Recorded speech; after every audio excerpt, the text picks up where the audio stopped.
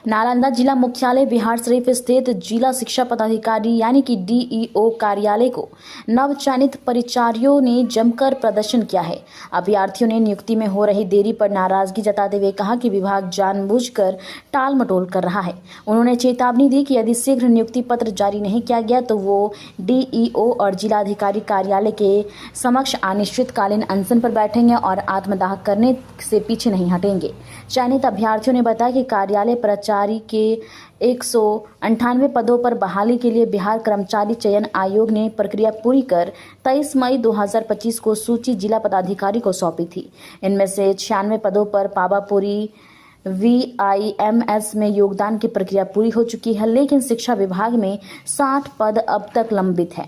आरोप है कि जिला शिक्षा पदाधिकारी ने उच्चतम न्यायालय के आदेश और 75 सीटों के सैक रोस्टर को पालन नहीं किया, बल्कि रिक्तियों का मनमाना संयोजन कर दिया है। चयनित अभ्यर्थियों का कहना है कि विभाग कई वर्षों से नियुक्ति टालता रहा है और अब अदालत के आदेश की भी अवहेलना कर रहा है।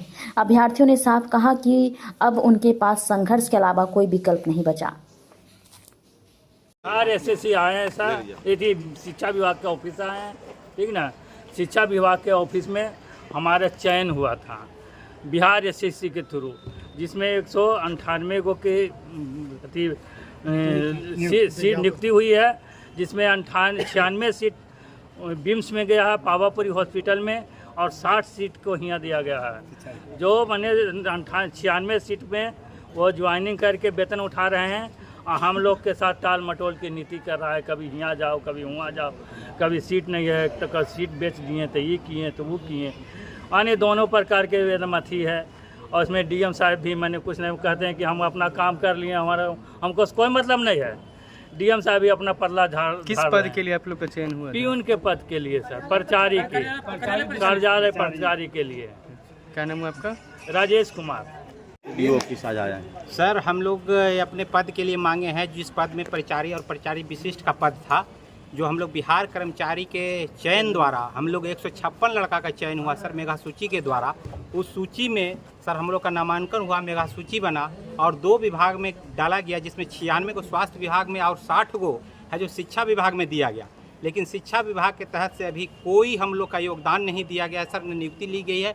लेकिन 96 लड़का को जो रोस्टर स्वास्थ्य विभाग में दिया गया सर, उनका ज्वाइनिंग भी हो गया, योगदान भी हो गया, नियुक्ति भी हो गई और पेमेंट भी जारी कर दिया गया सर।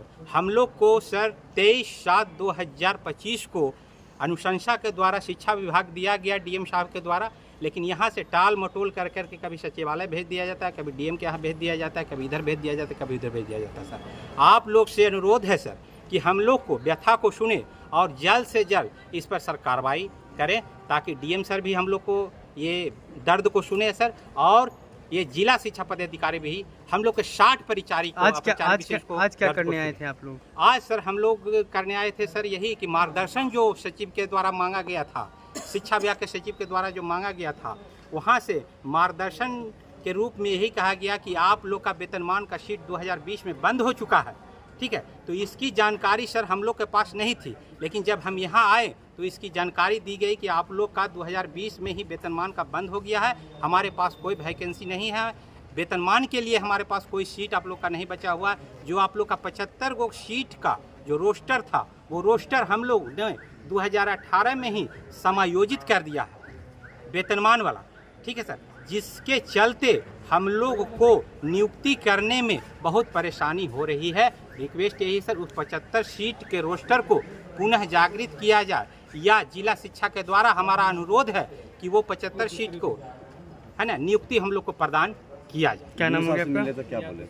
DO साहब से मिले सर, तो वो आश्वासन दिए कि सचिव से हम लोग के यहाँ लेटर आया है, उस लेटर के तहत हम लोग काम करेंगे। इसके बाद आप लोग को जो जानकारी प्राप्त है, वो जानकारी के तहत हम यहाँ से लेटर भेज रहे हैं। क्या नाम हुआ? जी, मेरा नाम हुआ सर रंजन कुमार।